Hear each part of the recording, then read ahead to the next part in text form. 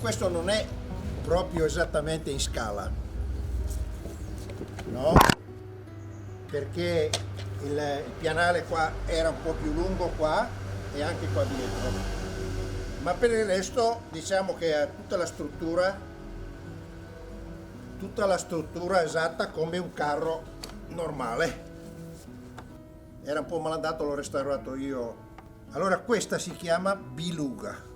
Lei ha presente il latino biugus biuga, che vuol dire tiro a due, perché iugus era il gioco, quindi biugus, bigiogo, che vuol dire tiro a due.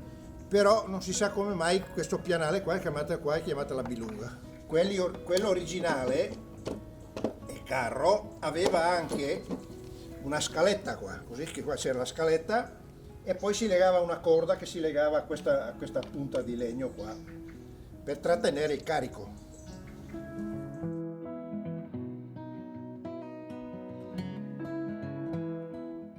Questo qua è stato fatto anni 40. Mio zio, si chiamava Luigi, e l'ha costruito lui quando ero bambino io per giocare.